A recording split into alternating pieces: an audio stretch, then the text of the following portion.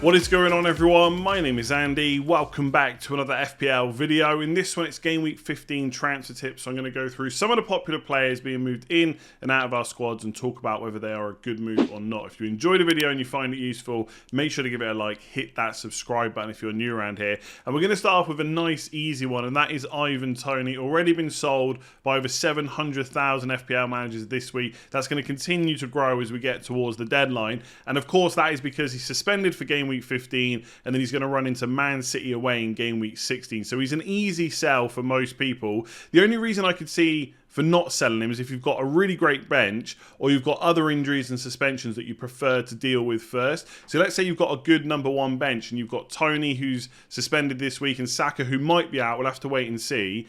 And there's a midfielder you prefer over a forward. You might deal with Saka first and just leave Toney in. But ultimately, if you're selling Toney this week, it's a good move. The obvious players to look to bring in are obviously Callum Wilson. I think his ownership before Game Week 14 overall was about 2%. And now it's starting to climb towards kind of 8, 9, 10%. And that's going to continue to grow as we get towards the deadline. He's probably the most solid option to bring in around the same price. For those of you that want to maybe go, I don't know if punt is the right word because I think Calvert-Lewin has played the last 3 games now. He got 90 minutes in Game Week 14 as well. So fitness-wise, he looks okay. Obviously, I'm sure they're continuing to manage him during the week and stuff like that. But he's got a week's rest in between games, so he's probably okay. But I just think Newcastle are playing really well and attacking really well. And Everton maybe don't fit those, the same criteria, right? They're not necessarily a great attacking side. They do feel a little bit more defensively minded, whereas Newcastle can do both, right? They're a good defense and they're a good attack. So I think if we just go onto the FPL page, if you're comparing the two, I think you take Wilson as the obvious one, but he's got to play Chelsea. Now, that won't necessarily be an easy game. I think Newcastle can score in that. It's at home. But if you look at Everton's 2 fixtures they've got for Calvert-Lewin, who's around the same price, right? Leicester at home and Bournemouth away. So if you were someone that really wanted to target fixtures rather than the team they actually play for, Everton's probably the way to go, but the Newcastle attack is better. So it's difficult to know exactly who's the best option there, but I would probably give it to Callum Wilson, given how he's played over the last few weeks. But if you're more of a punt-type manager, maybe you go for Calvert-Lewin. There's not a huge amount of players I would be looking at under kind of 8 million. Obviously, if you've got the cash, you can go to Harry Kane or something like that. You've got Jesus at 8 million. He runs into Chelsea away this week. I don't think it's necessarily the worst option to bring him in, but if you played Chelsea away and then got suspended because of that 5th yellow and missed Wolves away, that would be extremely frustrating. So I think for those reasons, I'd probably avoid him. Mitrovic, we're going to talk about soon. Man City away this week, just not a transfer I would make. The only other players I think I would be looking at are Solanke, only if I needed the money to make a different move. So he's 5.7 million, so you could save nearly 2 million by selling Toney to Solanke and use that in midfield or in defence if you wanted to.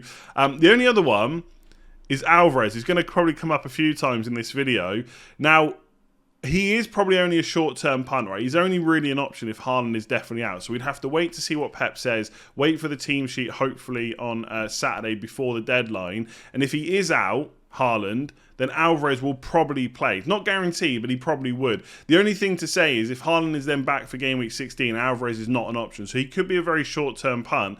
But with Fulham at home and Brentford at home, he might be worth a look. Not many people are going to go for him. He's 1.2% owned overall. And if you know he's definitely starting, maybe that's like a shrewd differential that you could go for. I think I'm considering this for my own team. I'll talk about it more tomorrow. I think the only reason you get him in is if you know for sure you've got a transfer to use on him in Game Week 16, or if you can bench him and play someone else instead, because if Haaland's back, he's not going to play. But that's who I'd be looking at. Wilson is the probably obvious replacement most people are going to go for Toney. You could look at Calvert-Lewin as more of a punt. If you really want to go punty and Haaland is out, you could look at Alvarez as well. So it was another clean sheet of the weekend for Man United, a 1-0 win over West Ham. To be fair, if you watch that game, West Ham did come close to scoring on a couple of occasions. David De Gea had to make some pretty important saves. But overall, I thought Man United defended quite well. Martinez was really good. Dalot himself, lots of back post headers. Even when Antonio came on, he wasn't massively troubled in that regard. And obviously, Casemiro is helping nicely too, right? He has been a big help to Man United. They are improving slowly. The defence is getting better. All that being said, I don't think this is the week to bring in Dalot. Now, he has been great from an FPL perspective because on 4 occasions so far this season, when he's got bonus, he's had 3 bonus every single time. If you compare that to Luke Shaw, for example, who, to be fair, hasn't played as many minutes, but he only has 2 bonus points total, whereas Dalot's got bonus on 4 occasions, and each time it's been 3 bonus. So that's good, but I don't think this is the week to bring him in, and it's all around the yellow card situation. He's on 4 yellow cards, and bringing him in against Aston Villa away, if he gets a yellow then and misses Fulham away, that is not ideal. And I know it probably gets a little bit boring to hear about yellow cards, but it can be an issue. We saw with Maddison, for example, Ivan Toney is now suspended before Nottingham Forest. There will be lots of players that get to 4 yellow cards and they never get that 5th one before it goes up to 10. But I just don't think it's worth taking the risk with 2 game weeks to go. So if you want a Man United defender, I would probably just go for Luke Shaw instead. And I know I've just said that Dalot has been better for bonus and all this stuff, but there's nothing to say that Shaw can't get an attacking return over the next 2 games. So if you really wanted a Man United defender, I would personally buy Luke Shaw right now instead of Dalot. If I've got Dalot already, I'm not panicking at all. I'm probably playing him this week, and I'm probably quite happy that people like me are worried about bringing him in, but I just don't see the point in taking the risk with one of your transfers in. We've only got 2 weeks left. You don't want to be dealing with another suspension next week, right? And obviously, if you buy him and he doesn't get one against Villa, happy days. You've got unlimited transfers over the World Cup. But again, I don't think it's worth the risk. You could also question whether now is the right time to bring in a Man United defender. 2 games away from home. They're not the worst fixtures, Villa away and Fulham away, but Mitrovic causes most defences problems. And as well as Man United have been playing, he probably will cause them some problems at home as well. And I think Fulham have looked good. They've scored a lot of goals this season. They're one of the top clubs in terms of overall goals scored. So I hate saying this because you know me, I like to go for Man United players, and I'm already eyeing up these fixtures after the World Cup, right? Nottingham Forest, Wolves away, Bournemouth at home. I'm going to have Man United players then. I just don't know about bringing them in this week. But if I was going to get one, I would go for Luke Shaw. Now, if I'm not going Man United and I want to stay cheap, what are the other options? You could look at Brighton instead. They also have an away game this week. It's Wolves away, but the one in game week 16 is at home, Aston Villa at home. And I think the Brighton defence is already very good as well. I don't think they've really gotten any worse under De Zerbi or anything like that. I almost got that name wrong. So you could look at Webster or Dunk instead if you wanted to. The other option is to go for a team that have got 2 home fixtures, and that is someone like Zuma. You could go for Cresswell, for example, instead. But they've got Palace at home and Leicester at home. Now, I look at those fixtures and just think Leicester are always a team that find a way to score. But the West Ham defence has been very good so far this season. They haven't conceded a huge amount of chances. So I think the more exciting pick is probably to go for Shaw or Dalot, right? Attacking fullbacks, possibly good for bonus in Dalot's case. You know, maybe Brighton defenders feel a little bit more boring. But Zuma is good in the air, right? He's good from set pieces, and West Ham in general do tend to score a few. I think when you line up against West Ham, you're always worried when you face a set piece against them. So if it was me for 2 home games, because of the 2 home games, I'd probably go for Zuma over Shaw or Dalot. So like I said, that is just the other options you've got. Brighton, West Ham. If you really want to go for a Man United defender, I would probably go for Luke Shaw instead. I'm sure, to be fair, 150,000 have already got Dalot. I'm sure that'll be more before the deadline. He'll probably get 3 more bonus points, no yellow card, and I'll probably look like an idiot. So unless money is really tight for any planned moves you have in game weeks 15 or game week 16, I would not be looking to move Phil Foden on early whatsoever, because if he starts against Fulham at home and Brentford at home, he's probably the best midfield option at his price. So 8.5 million or below, if you're telling me that Phil Foden gets 2 starts, he's better than Bowen, he's better than Saka, better than Rashford, better than Almiron, etc. They are all good options in their own right. I just don't think they're better than Foden. Even if you went up to like 9-10 million, who else really is there? Sterling. I would definitely rather have Foden with 2 starts over Sterling. Man City are probably going to score plenty of goals in those 2 games. Now, I get why people are worried, because he has missed the last 2 Premier League games, and I was thinking to myself, maybe there's something like an injury or something that's going on there. He's not quite fully fit, but he did play the Champions League game against Dortmund in between game weeks 13 and 14. So he missed game week 13 when lots of us brought him in for Trossard. Then he plays the Champions League game for 81 minutes, I think it was, against Dortmund. And then he misses the game against Leicester. Obviously, he came off the bench in that game, but that is not what we want from him. So I get why people are worried. I think it wasn't that long ago that Pep Guardiola said that Foden wasn't playing that well, but they had to keep playing him because he's just so good, right? So even when he's not playing well, they've got to play him. And under Guardiola in recent seasons, he has been about as nailed on as you're going to get. Most players for Man City do not play every single game. Like obviously Edison's an exception. Cancelo these days is pretty much an exception, but even De Bruyne will miss the odd game here or there. And that's what we've come to expect from Foden, to play most games, to miss the odd one. So to miss 2 league games in a row, that does concern me a bit, because we've seen this from Pep Guardiola before, that a player will be playing a lot and all of a sudden they're just out of the team. I don't expect that with Foden. I think he's one of his favourites and I think he will play more often than not, but we're going to have to wait and see kind of what happens in the Champions League. I don't think him starting against Sevilla necessarily means he definitely doesn't play against Fulham, because obviously once you've missed 2 league games, you've had a bit of a break, right? You've had a bit of a rest. So he could easily play Sevilla, Fulham and then Brentford and maybe miss the Carabao Cup game instead. The key thing for me is, and why I wouldn't be moving early, is the deadline is at 1:30 UK time this week.